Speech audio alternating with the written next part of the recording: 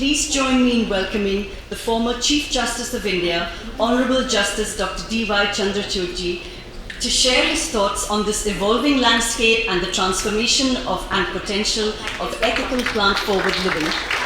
Palak said that this is really a personal journey, and I thought I should speak to you a little bit about it before we branch out into the other areas this conference is all about. They say that the law teaches us justice, but life teaches us compassion. I learned that lesson from the wisdom of my home. My daughters, Priyanka and Mahi, both remarkable in their own right as special children, were the ones who initially made me aware of the unseen suffering of animals, birds, and other species that we frequently overlook. They have specific requirements, and their profound compassion for all living beings is what really sets them apart. Environmentalists at heart, they innocently question what we take for granted. Next came the constant encouragement and nudging from my wife Kalpana, my constant supporter and my best friend. All three of them guided me towards a more compassionate life. That is how I switched to veganism. This change didn't happen overnight. It wasn't theatrical. It was personal. As a judge, it also caused me to consider what justice actually means. Is justice limited to the legal system? Or must it extend to those who cannot speak for themselves, to animals, to nature, to generations yet unborn? Our personal values have an impact on society as a whole, beginning in our homes and moving on to our institutions. For me, being vegan is more than simply a way of life. It's a silent refusal to contribute to misery, a daily resolve to do a little less harm, and an expression of empathy. Treating the most voiceless among us with equality must be the first step towards creating a truly just world. Let me begin by dwelling briefly on the ethical foundations of veganism. Once I began to pay attention, I could no longer look away. Power, exploitation, and a systematic denial of sentience are all involved in the consumption of animals and their byproducts. It is not just about food. Supporting enterprises that profit from incarceration and mutilation is incompatible with claiming to cherish compassion and justice. Nevertheless, we have accepted this contradiction for generations. Is taste, however, a compelling enough argument to excuse suffering? Can cultural habit be used as a moral justification? Every egg on our platters and every glass of milk conceals a tragic past.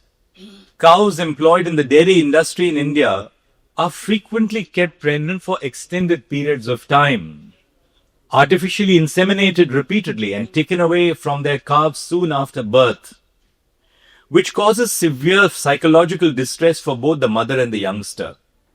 Male calves are usually sold into slaughterhouses, abandoned or left to starve because they have little economic value in the dairy industry. In a similar vein, hens raised in commercial egg farms are kept in battery cages and are unable to stand or expand their wings. To stop them from becoming aggressive in crowded areas, they undergo debeaking, a painful mutilation performed without anesthesia. This isn't just limited to isolated areas.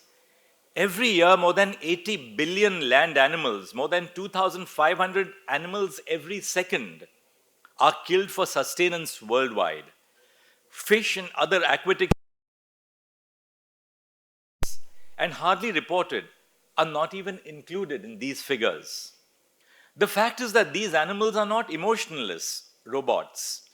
Mammals, birds, and even fish have complex emotional lives and are capable of experiencing pain, fear, joy, and despair, even jealousy, as science has conclusively shown us. We are parents to 11 cats at home, and believe you, I know everything about their jealousy, their love, their anger, their despondency as well. Now, this leads me to a very important aspect, which is that we can no longer afford the moral acrobatics required to acknowledge that animals suffer and then rationalize their suffering for financial gain or personal enjoyment. Take the case of our own nation, India. We take pride in being a land of ahimsa. Compassion to every living being is inscribed as a fundamental duty under Article 51A G of the Constitution. The words living creatures extends beyond humans. Cows are revered, but we are also a significant player in the global dairy and egg sector and one of the biggest exporters of beef worldwide. There is a noticeable discord. In temples, we honor the cow, yet on dairy farms, we mistreat her relentlessly. Although we allow the elephant to be kept in captivity for amusement, we honor it in religious rites. It is necessary to reflect honestly on this discrepancy between our principles and our behavior. In my childhood, animals who would have been in the wild were made to leap in circuses through hoops engulfed by fire. While that may be a thing of the past, numerous other forms of cruelty to animals exist unabated. Our legal safeguards are at best shaky. Despite being the cornerstone of animal welfare in India, the Prevention of Cruelty to Animals Act of 1960 nevertheless has unbelievably light punishments for mistreatment. A person can get away with beating, starving, or killing an animal for as little as rupees 50, which hasn't changed, if at all, since 1960. Despite proposed changes in the law, such as one in 2022, to stiffen fines and make cruelty a crime, there is infrequent and uneven enforcement of the law in practice. The Wildlife Protection Act of 1972, on the other hand, provides more robust protections, but it only covers a small number of wild species, not the billions of animals reared and murdered in industrial settings. India is a signatory to the World Organization for Animal Health Guidelines and has endorsed international statements including the Universal Declaration on Animal Welfare. These diplomatic stances, however, differ greatly from what takes place in our marketplaces, streets, and fields. Animal husbandry practices are still mostly uncontrolled in both the commercial and informal sectors, and there are no regulations requiring humane slaughter that are enforced nationwide. The fact that we don't have to keep going on in this direction is, in my opinion, the most disturbing aspect of this reality. We are not required by law to eat meat or dairy products. The systematic mistreatment of animals is not required by any religious text. Inertia, silence, and the reassuring notion that misery, if concealed from public view, is somehow acceptable are what keep these enterprises going. How many of us have spared a moment to reflect on what happened to that calf before buying a calf leather belt or bag? Does a public display of wealth have to be at the cost of shutting one's conscience to the untold suffering caused to another creature on the planet? How many of us pause before buying an expensive cosmetic which has been tested on animals? My young daughter showed me the way by making a conscious choice to shun such products. Justice is not based on expediency. We must examine this deeply ingrained violence and make a different decision if we are to uphold the values which we cherish: equality, decency, and non-violence. Second, I want to now briefly dwell on the legal gaps in animal protection in India. I couldn't help but turn to the law, my vocation, for answers as I learned more about the realities of animal suffering. But I discovered a structure that was more notable for its silences than for its power. Although animal welfare is included in Indian legislation, they frequently fall short of providing true protection for animals, particularly those utilized in entertainment, fashion, or agriculture. The primary law governing animal welfare in India is the Prevention of Cruelty to Animals Act of 1960. It was a progressive law 60 years ago. It requires that animals be given food, drink, and shelter and forbids cruel treatment such as beating, overcrowding, mutilating, or murdering them needlessly. But the Act's penalties are still insanely light. Even serial violations only receive small fines or up to 3 months in jail, while first-time offenders might escape with fines as little as rupees 10 to rupees 50. These clauses are obviously out of date and haven't had any significant deterring effect. The draft Prevention of Cruelty to Animals Amendment Bill of 2022 has not yet been passed into law, despite its proposals to increase punishments and even make some behaviors as crimes. The Wildlife Protection Act of 1972 is a clear exception. It forbids hunting, imposes harsher fines for infractions, and provides significant protection to a limited number of wild species. The suffering of domesticated animals, especially those reared for food and clothes, is mostly disregarded. A hierarchy of worth is established by this legal division, where a cow, a goat, or chicken is still susceptible to industrial abuse, while a tiger or elephant may be protected. Of course, we have to protect our tigers and elephants. As a result, the animals who suffer most in terms of numbers, the farm animals, remain the least protected under Indian law. The Constitution's Article 51AG addresses the nation's moral conscience. According to it, every person has a fundamental obligation to have compassion for living creatures. It is a great goal that cannot be enforced by the law, but because it is a fundamental responsibility, it is not justiciable in a court of law. Its potential remains largely symbolic unless supported by strong statutory or constitutional mandates. Our judiciary has sometimes stepped up. The Uttaranchal High Court ruled in a landmark 2000 Narayan Dutt Bhatt versus Union of India that all animals are legal persons and that humans have a responsibility to act as their guardians. The court extended rights such as the right to life and bodily integrity to animals, invoking the principle of parens patriae. While bold in spirit, this judgment remains largely unenforced in practice, lacking legislative or executive backing. The Punjab and Haryana High Court's 2019 decision in Karnail Singh versus State of Haryana, which held that animals are legal beings with rights and obligations similar to those of live people rather than just being property, is equally important. All creatures in the animal world, including aquatic and avian species, were acknowledged as legal entities. All Haryana residents were deemed individuals in loco parentis, or in lieu of a parent, allowing them to serve as guardians for all non-human animals in the state.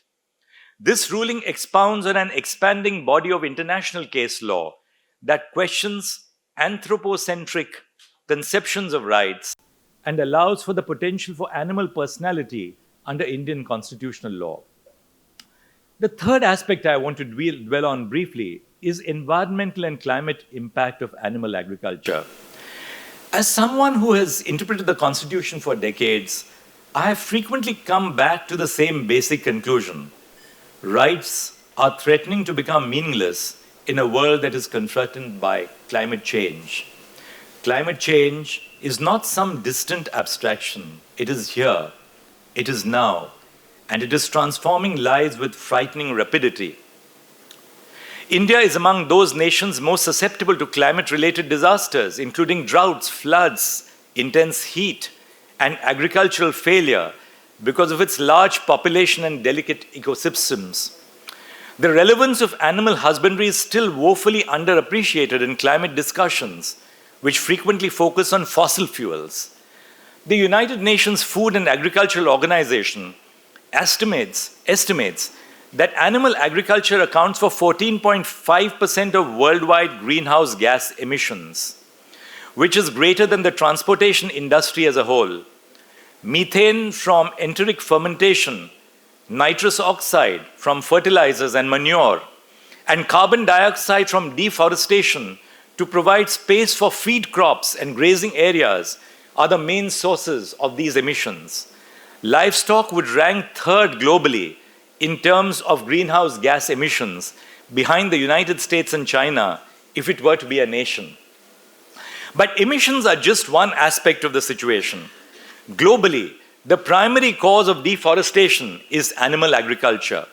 Lessons from the Amazon demonstrate that forests are being destroyed by the spread of pasture land and soy farming, of which almost 80% is used to feed animals rather than people.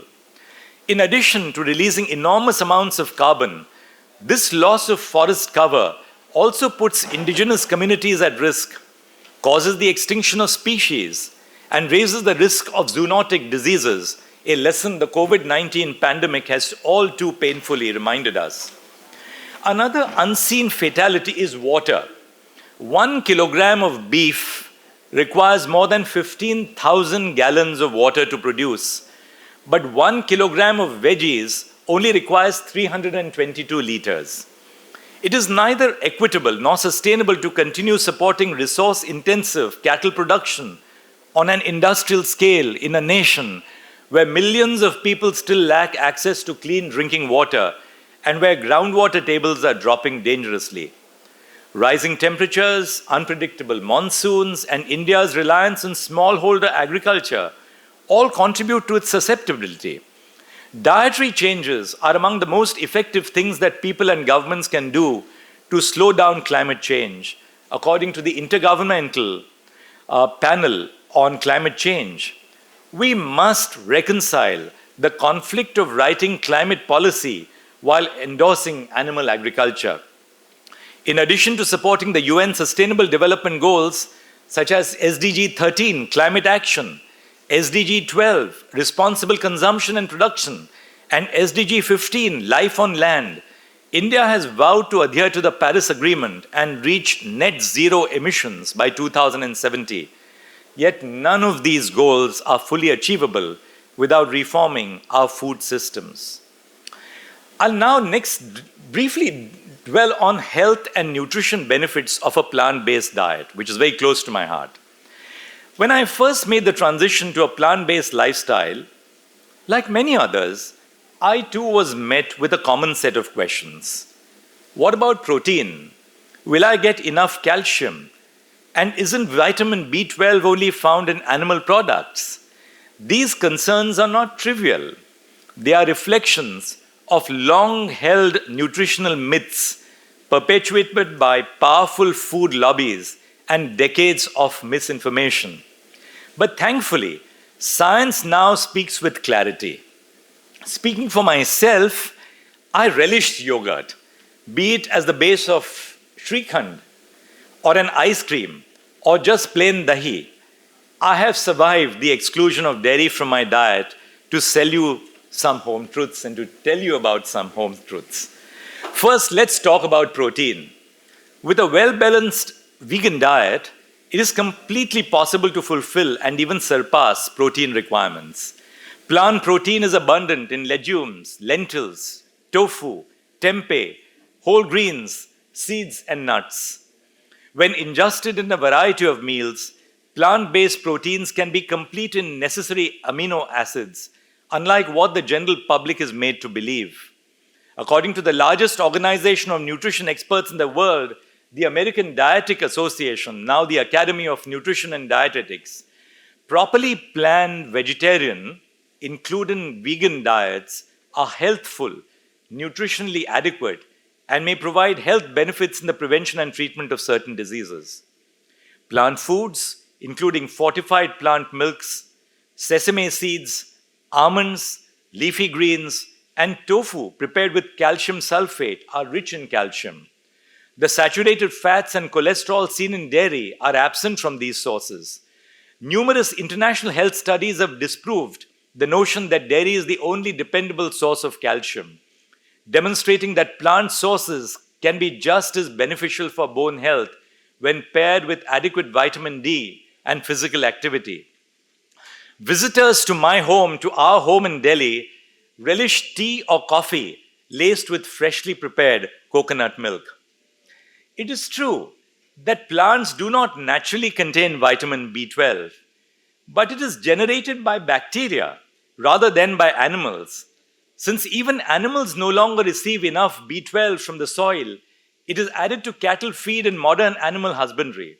For humans, Fortified foods and supplements provide a safe and effective source of B12 without needing to consume animal products. The advantages of such a diet are becoming more and more obvious. Vegetarian and vegan diets are linked to a markedly decreased risk of type 2 diabetes, hypertension, cardiovascular disease, and some types of cancer. According to a thorough analysis of research published in the American Society for Nutrition, plant-based diets enhance insulin sensitivity, improve weight control, and decrease all-cause mortality. Additionally, these diets are inherently high in fiber, antioxidants, and phytochemicals, nutrients that support long-term vitality. India faces the ironic tragedy of the twin burden of malnutrition. On the one hand, there is a growing epidemic of obesity, diabetes, and non-communicable diseases in urban areas. While on the other hand, there is widespread protein and micronutrient deficiencies in rural and economically deprived communities. Our public food distribution systems continue to prioritize wheat and polished rice above millets, pulses, and greens. Both sides of this contradiction can be resolved by switching to a varied plant-based diet high in local products. It provides a route to long-term public health, sustainability, affordability, and nutritional justice. In the latter part of my presentation now, let me speak about unseen cruelties and unspoken justice. The brutality does not stop with food, even if the most obvious signs of animal exploitation may be found on our plates. It subtly persists in the clothing we wear, the cosmetics we use, and the commonplace items we use mindlessly. One of the most glaring instances of this covert violence is the leather business. The majority of the leather produced in India, the world's second largest manufacturer, comes from the cattle that have led brief, cruel lives in the dairy sector before being dumped into illegal slaughterhouses or trafficked inhumanly between states. The journey to a slaughterhouse is often one of prolonged suffering. According to PETA India and the Animal Welfare Board's investigations, animals are frequently refused food and water, jammed into trucks with little space to move, and subjected to physical violence in order to keep traveling. After being killed, their hides are transported to tanneries, many of which are found in Kanpur along waterways like the Ganga. These tanneries seriously harm aquatic life and human health by releasing harmful chemicals into the water, such as sulfides, lime sludge, and chromium salts. Tannery waste is one of the main sources of industrial pollution in North India, according to a report by Elsevier Science Direct. Animal abuse has a lengthy and alarming history in the beauty business as well. It was common practice until recently to test cosmetics on animals. Guinea pigs were burned, mice were force-fed toxins, and rabbits were blinded. India made history in 2014 when it became the first nation in South Asia to outlaw cosmetics testing on animals. In 2015, India also outlawed the importation of cosmetics that have undergone animal testing. Nevertheless, there are still gaps in our law. Multinational corporations frequently get around these limitations by conducting tests abroad or under alternative product categories. Enforcement is still inconsistent. Thankfully, this barbarism is being contested by an expanding ethical and innovation movement, and Vegan First is leading the pack.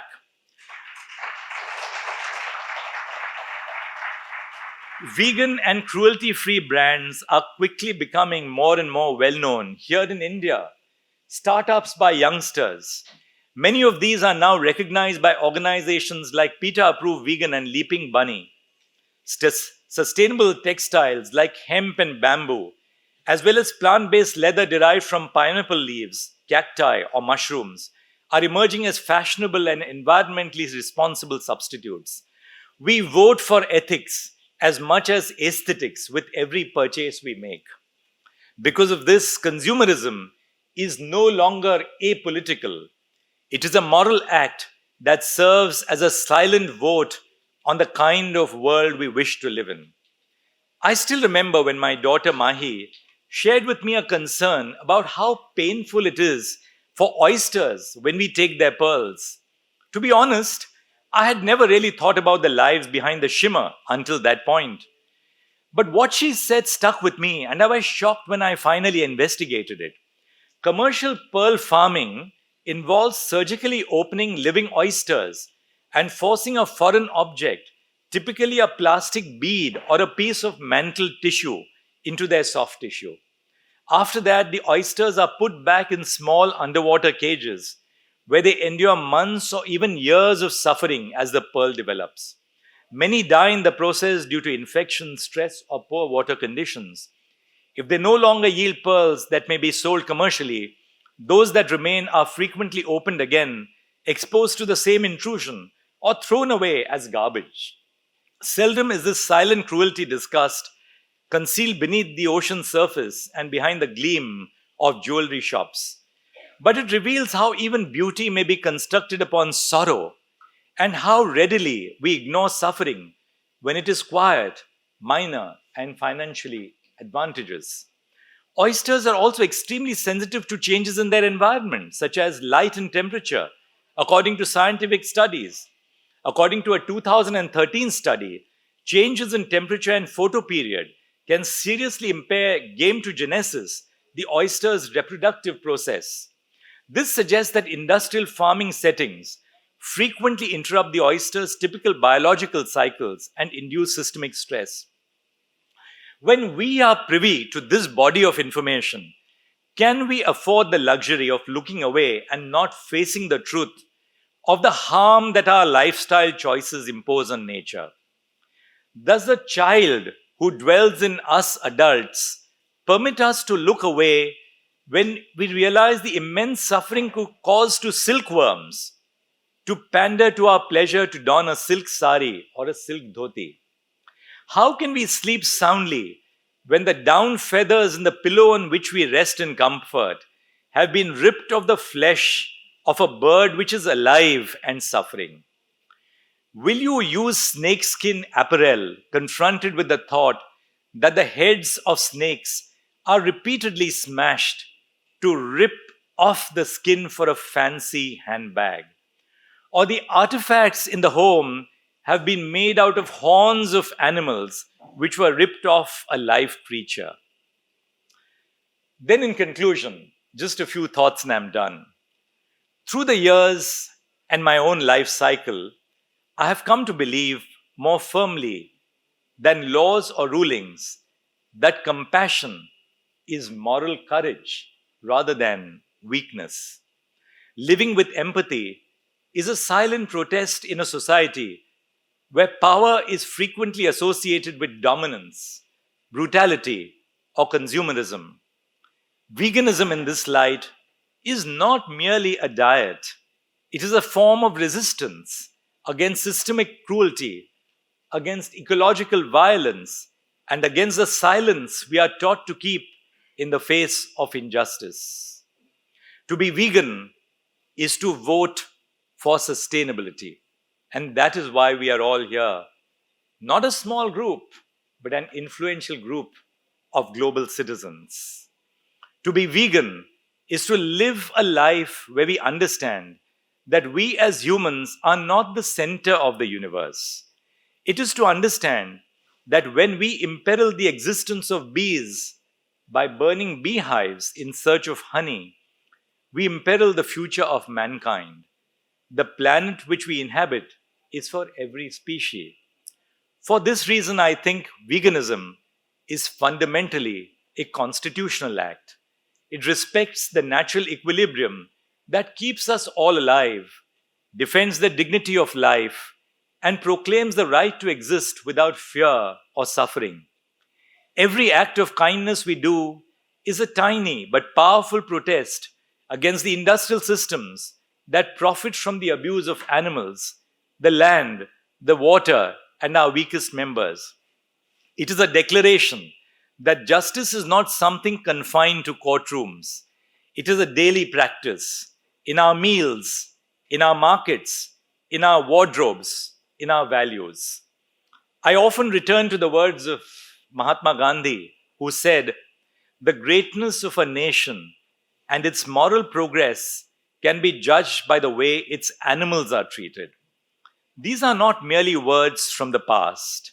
They serve as a challenge for the future and a mirror to the present.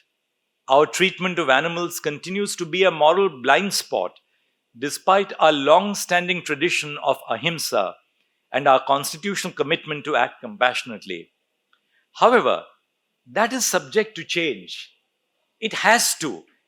And this conference is a reminder that change is taking place during our lifetime.